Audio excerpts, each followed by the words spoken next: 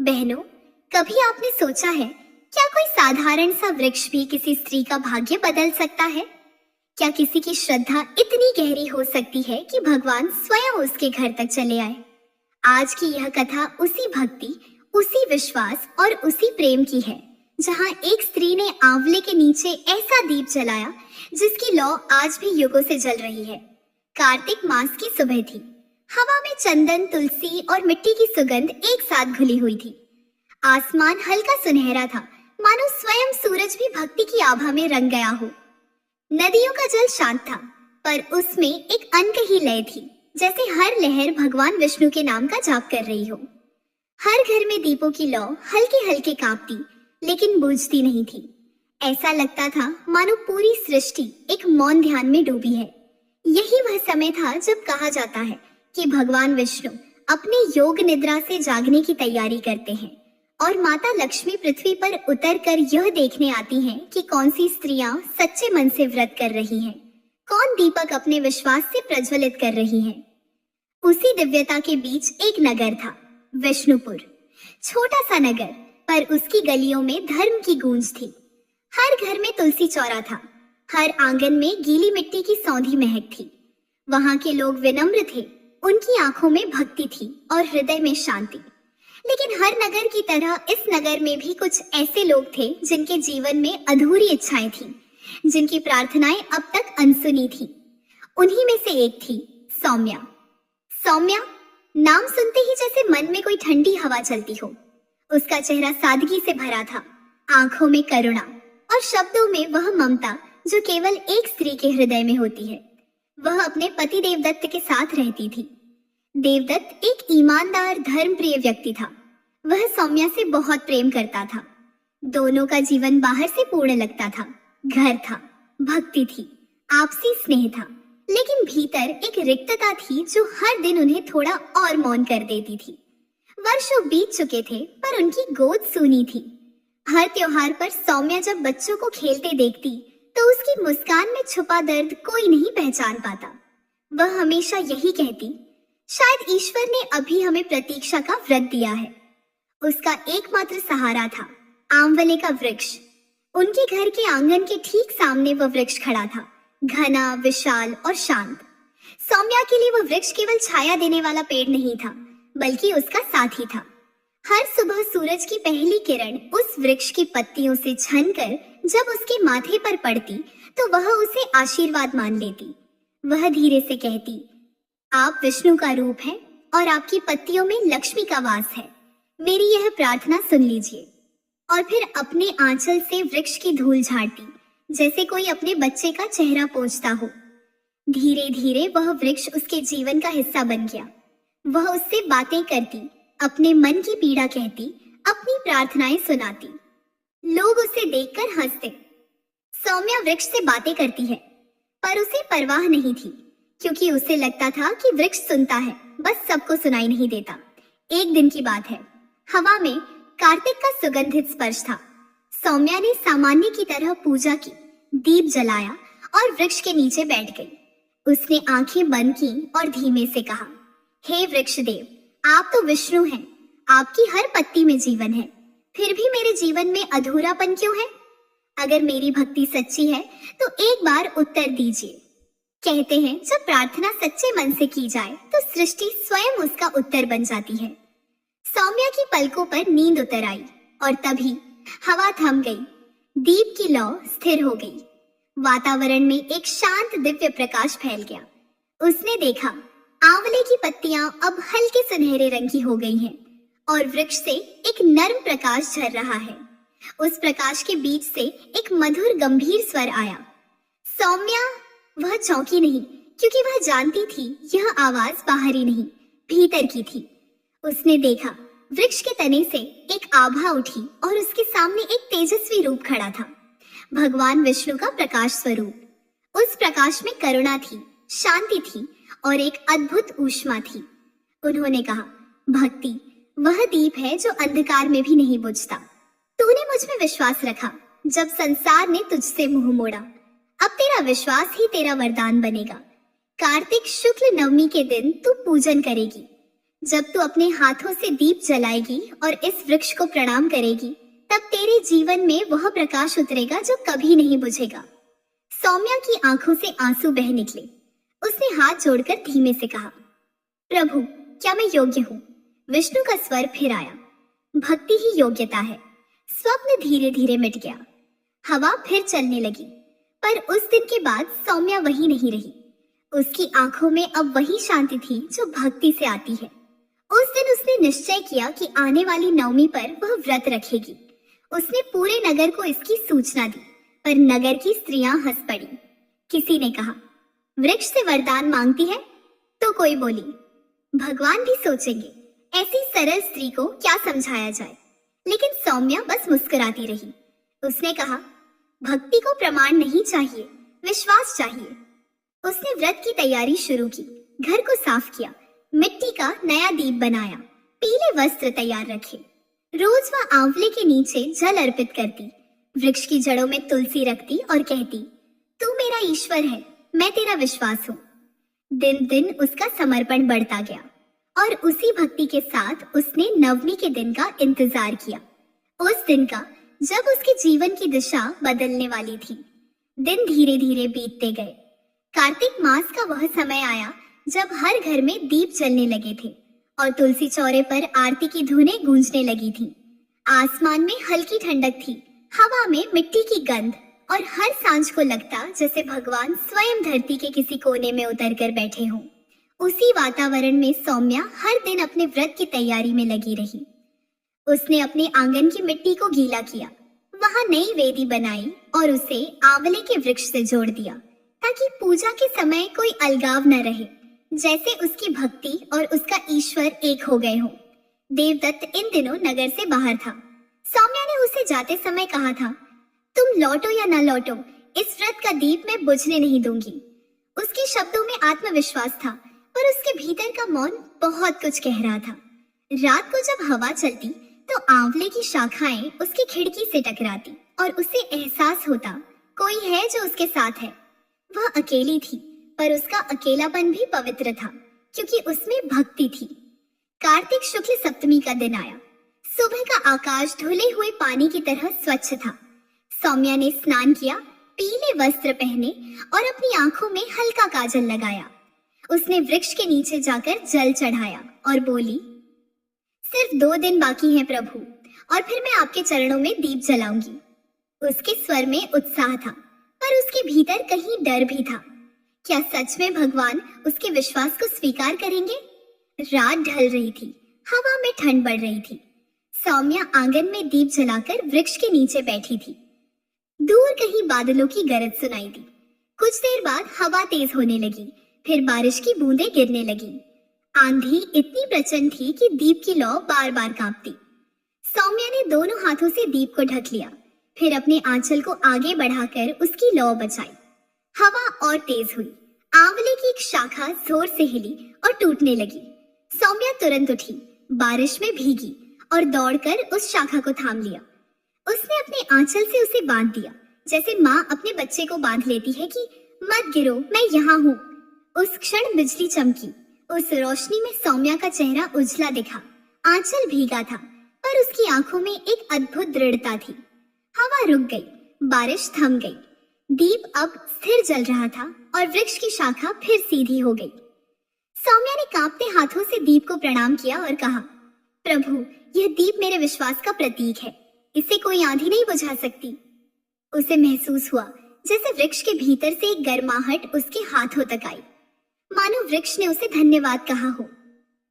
अगली सुबह जब वह उठी तो उसने देखा जिस शाखा को उसने बांधा था उस पर नई कोपलें फूट आई थी। वह ठिठक गई, उसकी आंखें भर आईं। उसने धीमे से कहा, आपने सुन लिया मेरी पुकार। और उस दिन से वह वृक्ष पहले से भी हरा हो गया। उसकी पत्तियां ऐसी चमकने लगी जैसे उनमें किसी ने सोने की धूल बिखेर दी हो। नगर की औरतें अब उसके घर आने लगी। कोई उत्सुकता से पूछती, क्या तुम्हें सच में दर्शन हुए थे? कोई कहती, हम भी तुम्हारे साथ व्रत रखना चाहती हैं। सौम्या बस मुस्कुरा देती, पर अपने मन में जानती थी कि यह केवल उसकी और ईश्वर की बात है, जिसे न समझाया जा सकता है न बताया जा सकता है। फिर आया कार्तिक शुक्ल नवमी का दिन, आंवला नवमी। सूरज की पहली किरण जब वृक्ष की पत्तियों से गुजरी तो हर पत्ती पर सुनहरी चमक आ गई। हवा में कमल की गंध थी। सौम्या ने स्नान किया, नए वस्त्र पहने, बालों में गजरा लगाया और आंवले के नीचे वेदी सजाई। वेदी पर उसने विष्णु और लक्ष्मी की प्रतिमाएं रखी, तुलसी पत्र, चावल, फूल और दीप रखे।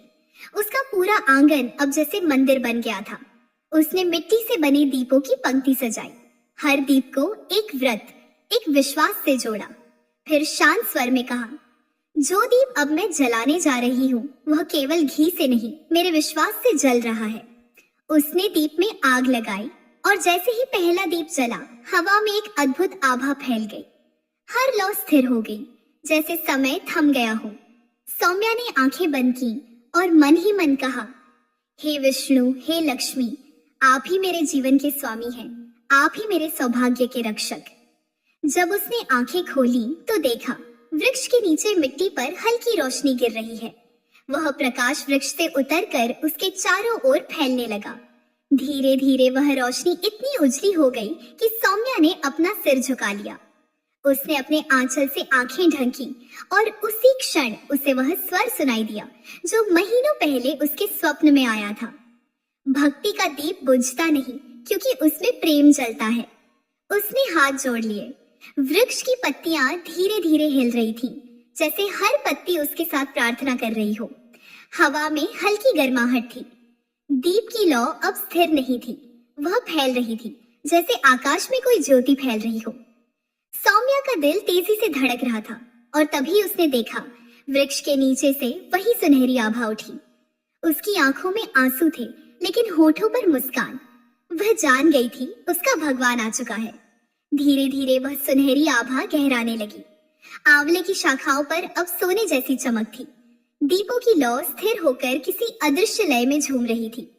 हवा थम गई पर उसमें एक मधुर स्पंदन था, जैसे कोई अदृश्य संगीत बह रहा हो। सौम्या स्थिर खड़ी थी, हाथ जुड़े हुए, आंचल सिर पर। उसके चारों ओर जो प्रकाश फैला था वह अब केवल रोशनी नहीं रहा, वह जीवंत था। वृक्ष की जड़ों के पास से उस प्रकाश की एक लहर उठी और धीरे धीरे आकार लेने लगी। उस आकार में पहले कमल का फूल दिखाई दिया, फिर उस कमल के ऊपर शंख, चक्र, गदा, पद्म का तेज फैला और अगले ही क्षण उस दिव्य प्रभा के बीच भगवान विष्णु स्वयं प्रकट हुए। उनके साथ एक और तेजस्वी आभा उतरी। वह लक्ष्मी थी, सौंदर्य और करुणा का स्वरूप। सौम्या की आंखों से आंसू रुक नहीं रहे थे। उसके भीतर भय नहीं था, केवल विस्मय और प्रेम था। उसने कांपते हाथों से दीप थामे रखा और धीरे धीरे भूमि पर झुक गई। विष्णु का स्वर गूंजा, सौम्या, तेरी भक्ति ने हमें बांध लिया है।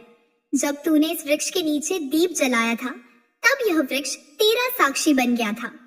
यह वृक्ष कोई साधारण वृक्ष नहीं, यह मेरा रूप है। इसमें मेरी चेतना है और इसमें लक्ष्मी का निवास है। जब तूने अपने आंचल से इसकी शाखा को बांधा तब तूने अपने ही सौभाग्य को बांध लिया। सौम्या ने कांपती आवाज में कहा, प्रभु, मैंने कुछ नहीं किया, बस प्रेम किया। मुझे विश्वास था कि आप सुन रहे हैं। विष्णु मुस्कुराए, और यही विश्वास सबसे बड़ी तपस्या है। लक्ष्मी माँ आगे बढ़ी, उनके चरणों से पुष्प झरने लगे। उन्होंने सौम्या के सिर पर हाथ रखा। वह स्पर्श इतना कोमल था कि लगा जैसे किसी ने उसके भीतर का सारा दर्द मिटा दिया हो। लक्ष्मी बोली, हे पुत्रे, जिस स्त्री के हृदय में विश्वास और भक्ति एक साथ बसते हैं उसके घर में कभी अभाव नहीं रहता। तूने मुझे वृक्ष के हर पत्ते में खोजा। तूने ईश्वर को अपनी प्रार्थना में नहीं, अपनी सांसों में बसाया। अब मैं तुझे वह वरदान देती हूँ जिसे कोई भी शक्ति छीन नहीं सकती। वह बोली, तेरी कोख में जीवन अंकुरित होगा। तेरे घर में दीप कभी नहीं बुझेगा। तेरा पति दीर्घायु रहेगा और तेरे वंश में सदैव समृद्धि रहेगी। सौम्या ने हाथ जोड़ ली, उसकी आंखों से आंसू बहते रहे। लक्ष्मी ने आगे बढ़कर उसके आंचल में एक पुष्प रखा। वह पुष्प कमल के समान था, पर उसकी पंखुड़ियों से हल्की सुनहरी किरणें निकल रही थीं। यह पुष्प तेरे सौभाग्य का प्रतीक है। जब भी तू इसे देखेगी तुझे याद रहेगा कि विश्वास कभी व्यर्थ नहीं जाता। विष्णु ने कहा, हे सौम्या, यह वृक्ष अब साक्षात देवस्थान बन चुका है। जब तक इस वृक्ष के नीचे दीप जलेगा, तब तक इस धरती पर सौभाग्य की ज्योति बुझ नहीं सकेगी। यहाँ आने वाली हर स्त्री को उसी कृपा का अनुभव होगा जो तुझे आज मिली है। यह कहते ही वातावरण में मधुर घंटियां बजने लगी। आकाश से फूलों की वर्षा हुई। सौम्या ने देखा, वृक्ष की हर पत्ती अब दीपक की लौ जैसी चमक रही थी। वह उठी, दोनों हाथ जोड़कर बोली, प्रभु, मैं धन्य हुई। मेरी यह देह, यह श्वास सब आपका अर्पण है। मेरे जीवन का हर क्षण अब आपकी सेवा में रहेगा। लक्ष्मी माँ ने मुस्कुराकर कहा, और यही स्त्री का सौंदर्य है। जब वह समर्पण में खिलती है, तब वह स्वयं देवी बन जाती है। धीरे धीरे दोनों दिव्य स्वरूप उसी प्रकाश में विलीन होने लगे। पर वह प्रकाश इस बार वृक्ष में समा गया, उसकी शाखाओं में, उसकी पत्तियों में, उसकी जड़ों में। और जब वह प्रकाश पूरी तरह शांत हुआ, तब भी वृक्ष की छाया से सुनहरी आभा झरती रही। सौम्या देर तक वहीं बैठी रही। दीप अब भी जल रहा था, हवा अब भी ठहरी थी। उसने अपने आंचल में रखा पुष्प देखा, उसकी पंखुड़ियां धड़क रही थी, जैसे उसमें जीवन हो। उसने मन ही मन कहा, मैंने आज ईश्वर को नहीं देखा, मैंने ईश्वर को महसूस किया। धीरे धीरे वह उठी, वृक्ष को प्रणाम किया और अपने घर के मंदिर में जाकर वही पुष्प रख दिया। उसका हृदय अब शांत था, उसकी आत्मा पूर्ण। उस रात जब वह सोई, तो सपने में उसने वही प्रकाश देखा जो उसके जीवन का अर्थ बन चुका था। एक आवाज आई, तेरा दीप अब युगों तक जलेगा। जो भी आंवले के नीचे श्रद्धा से दीप जलाएगा, उसे वही कृपा प्राप्त होगी जो तुझे मिली है। उसके बाद सौम्या का जीवन बदल गया। अब उसका हर दिन भक्ति का पर्व बन गया था। सुबह होते ही वह वृक्ष के नीचे दीप जलाती, तुलसी पत्र अर्पित करती और धीरे से कहती, आप मेरे रक्षक हैं। नगर के लोग जो पहले उसका उपहास करते थे, अब दूर से उसके घर की ओर देखने लगे। कुछ के मन में प्रश्न था, कुछ के मन में भक्ति जाग रही थी। समय बीतने लगा, पर उस आशीर्वाद की आभा कभी नहीं घटी। सौम्या के चेहरे पर अब एक ऐसी रोशनी थी जो किसी दीप से नहीं, बल्कि भीतर की श्रद्धा से निकली थी। उसकी आंखों में हमेशा वही शांति रहती, जैसे उसने संसार की हर चिंता, हर पीड़ा ईश्वर के चरणों में छोड़ दी हो। और उस दिन से विष्णुपुर की हर स्त्री के हृदय में यह कथा बस गई कि जब भक्ति सच्ची हो तो वृक्ष भी बोल उठता है, और जब स्त्री समर्पित हो तो स्वयं लक्ष्मी उसके आंचल में उतर आती है। समय का प्रवाह शांत था, पर सौम्या के जीवन में सब कुछ बदल चुका था। उस दिव्य दिन के बाद जब लक्ष्मी और विष्णु उसके जीवन में आए, उसके चारों ओर की हवा तक पवित्र लगने लगी थी।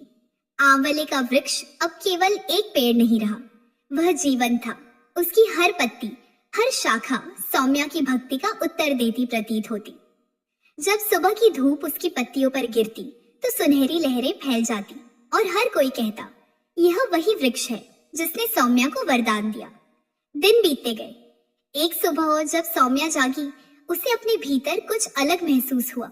वह शांत थी, पर भीतर कोई नया स्पंदन चल रहा था, जैसे किसी ने उसकी आत्मा में कोई संगीत भर दिया हो। कुछ सप्ताह बाद यह सत्य हुआ कि वह गर्भवती थी। समाचार पूरे नगर में फैल गया। जो स्त्रियां पहले उसका उपहास करती थीं, अब उसके द्वार पर आकर खड़ी रहीं। वे कहती, वृक्ष ने सच में आशीर्वाद दिया है, उसकी भक्ति व्यर्थ नहीं गई। कुछ उसकी आंखों में देखकर स्वयं भावुक हो उठती, क्योंकि उसमें केवल आनंद नहीं था, वहां ईश्वर की कृपा थी। सौम्या अब हर दिन आंवले के नीचे दीप जलाती, वृक्ष को प्रणाम करती और कहती, आप मेरे रक्षक हैं, आपने मेरी पुकार सुनी। वह अपने भीतर पल रहे जीवन से बातें करती और हर बार हवा चलती तो लगता जैसे वृक्ष उस वार्तालाप में सम्मिलित है। आकाश अब नीला नहीं, सुनहरा दिखता था। देवदत्त नगर से लौट आया था। जब उसने यह समाचार सुना, उसकी आंखें भर आईं। उसने सौम्या से कहा, तुम्हारा विश्वास साक्षात ईश्वर बन गया। सौम्या ने धीमे से कहा, जब विश्वास सच्चा हो तो ईश्वर को आने में देर नहीं लगती। महीनों बीते, कार्तिक मास फिर आया और उसी समय सौम्या ने एक सुंदर बालक को जन्म दिया। उसकी पहली किलकारी जैसे पूरे नगर में गूंज गई। लोग दौड़कर आंवले के वृक्ष के नीचे पहुंचे और वहां देखा, वृक्ष के नीचे की मिट्टी से कमल के फूल उगाए थे। हवा में चंपा की गंध फैल गई थी। किसी ने कहा, यह सामान्य जन्म नहीं, यह दिव्य कृपा है। देवदत्त ने अपने पुत्र का नाम रखा विष्णुदत्त, क्योंकि वह स्वयं भगवान विष्णु का उपहार था। सौम्या के घर में अब हर दिन दीप जलते, भजन गाए जाते, आंवले के नीचे लोग इकट्ठा होते और सौम्या वहीं बैठकर पूजा करवाती। उसका चेहरा अब शांत, गंभीर और तेजस्वी था। वह कहती, यह वृक्ष केवल मेरे लिए नहीं, हर उस स्त्री के लिए वरदान है जो विश्वास रखती है। जब भी तुम किसी दीप को जलाओ तो यह मत सोचो कि यह केवल आग है, यह तुम्हारे विश्वास का रूप है। अगर तुम्हारा विश्वास अडिग है तो यह लौ कभी नहीं बुझेगी। धीरे धीरे पूरा नगर उसकी कथा से प्रेरित हो गया। अब हर कार्तिक नवमी को सभी स्त्रियां आंवले के नीचे दीप जलाती। किसी के मन में संतान की इच्छा होती, किसी के पति के दीर्घायु होने की प्रार्थना, किसी के घर सुख की मांग, और हर स्त्री जब दीप रखती तो उसके चेहरे पर वही आस्था होती जो कभी सौम्या की थी। वृक्ष अब पवित्र तीर्थ बन गया था। लोग दूर दूर से आने लगे, कहते, यह वह स्थान है जहां ईश्वर ने एक स्त्री की प्रार्थना सुनी थी। सौम्या जब देखती कि स्त्रियां उसी स्थान पर दीप रखती है जहां उसने अपने आंसू गिराए थे, तो उसकी आंखें फिर भर आती। वह कहती, मेरे आंसू अब किसी और की आशा बन गए हैं। समय के साथ सौम्या वृद्ध होने लगी। उसके बालों में चांदी उतर आई थी, पर उसकी आंखों की रोशनी अब भी वही थी। हर नवमी को वह अब भी दीप जलाती, वृक्ष से बातें करती। उसका पुत्र विष्णुदत्त बड़ा होकर बहुत धर्मात्मा हुआ। उसने अपने माता पिता के समान सेवा और भक्ति को जीवन का आधार बनाया। देवदत्त अब शांत था। उसने देखा था कि भक्ति किस प्रकार जीवन बदल सकती है। एक दिन सौम्या अपने पुत्र से बोली, जब मैं नहीं रहूंगी तब भी यह वृक्ष जीवित रहेगा। जब भी कोई स्त्री दीप जलाएगी उसमें मेरा आशीर्वाद होगा। मैं उस प्रकाश में बस जाऊंगी। विष्णुदत्त की आंखें नम हो गईं। उसने कहा, माँ, तुम मेरे लिए भक्ति का रूप हो। सौम्या ने मुस्कुराकर कहा, भक्ति वही है जो दूसरों के भीतर भी प्रकाश जला दे। वर्ष बीतते गए। सौम्या का शरीर अब दुर्बल हो गया था, पर उसका मन अब भी अडिग था। कार्तिक नवमी का दिन फिर आया। वह जानती थी कि यह उसकी अंतिम नवमी है। उसने उसी आंवले के नीचे दीप जलाया। सबने देखा, उस दिन दीप की लौ साधारण नहीं थी। उसमें सुनहरी चमक थी जो पहले कभी नहीं दिखी थी। सौम्या ने वृक्ष को प्रणाम किया और बोली, अब मैं आ रही हूँ वहां जहां तुम हो।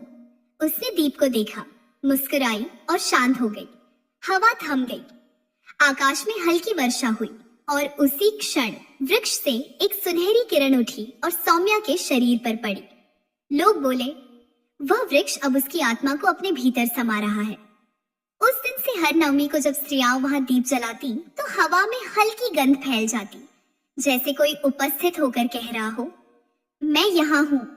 नगर की हर स्त्री मानती थी कि सौम्या अब उस वृक्ष की छाया में निवास करती है, और जब भी कोई श्रद्धा से वहां दीप जलाती है, सौम्या की आत्मा उसे आशीर्वाद देती है। वर्षों बाद विष्णुपुर नगर में यह परंपरा चल पड़ी कि कार्तिक मास की नवमी को हर सौभाग्यवती स्त्री आंवले के नीचे दीप जलाती और यह कहती, जिसे वृक्ष ने सौम्या को दिया, वही कृपा आज हमारे जीवन में भी उतरे। समय बदल गया, युग बीत गए, पर वह वृक्ष अब भी खड़ा है। उसकी छाया में आज भी हवा वैसी ही सुगंधली बहती है, वैसी ही शांतिली जो कभी सौम्या के मन में थी। और कहते हैं, जब कोई स्त्री सच्चे मन से वहां दीप जलाती है तो वृक्ष की पत्तियां अपने आप हिलने लगती हैं, जैसे कोई कह रहा हो, तेरा विश्वास अमर है। समय बहता गया, ऋतुएं बदली, मौसम बदले, पर सौम्या की कथा कभी नहीं बदली। वह वृक्ष जो कभी उसके आंगन के सामने खड़ा था, अब पूरे विष्णुपुर नगर की पहचान बन गया था। उसकी जड़ों के पास वेदी थी जहां दीपक हर दिन जलता रहता, और लोग कहते, यह वही दीप है जो सौम्या ने जलाया था। वृक्ष अब विशाल हो चुका था। उसकी शाखाएं चारों दिशाओं में फैल गई थीं, जैसे किसी देवी के कर कमल हो जो संसार को आशीर्वाद दे रहे हो, और उसकी छाया में बैठने भर से मन को शांति मिल जाती थी। धीरे धीरे यह कथा नगर से गांव, गांव से दूसरे नगरों तक फैलने लगी। स्त्रियां एक दूसरे को यह कहते हुए व्रत की कथा सुनाती। एक नारी थी जिसने आंवले के नीचे दीप जलाया और ईश्वर ने स्वयं उसके घर में सौभाग्य का दीप जला दिया। कोई पूछता, क्या यह सच है? तो उत्तर आता। भक्ति में सत्य खोजने की जरूरत नहीं होती, उसे महसूस किया जाता है। हर वर्ष जब कार्तिक मास आता तो विष्णुपुर नगर में दीपों की पंक्तियां जलती। स्त्रियां सवेरे सवेरे स्नान कर पीले वस्त्र पहनती, माथे पर कुमकुम लगाती और हाथों में जल लेकर आंवले के वृक्ष के पास जाती। वृक्ष के चारों ओर वेदी बनाई जाती, जिस पर तुलसी, चावल और पुष्प रखे जाते। वहां स्त्रियां बैठकर भजन गाती, मंत्र पढ़ती और वृक्ष की जड़ों में जल अर्पित करती। उनकी आंखों में वही चमक होती जो कभी सौम्या की आंखों में थी। किसी के पास भक्ति थी, किसी के पास आशा और किसी के पास बस श्रद्धा, पर हर हृदय में सौम्या का नाम था। लोग कहते थे, यह व्रत केवल सौभाग्य नहीं देता, यह स्त्री को स्वयं से जोड़ता है। क्योंकि सौम्या ने जो सिखाया था वह यह कि व्रत केवल मांगने के लिए नहीं, धन्यवाद देने के लिए होता है। वह कहती थी, जब तुम दीप जलाओ तो भगवान से कुछ मांगना नहीं, बस यह कहना कि जो दिया है उसे संभालने की शक्ति दो। और यही भावना अब हर स्त्री के मन में उतर गई थी। धीरे धीरे आंवला नवमी का दिन एक पर्व बन गया।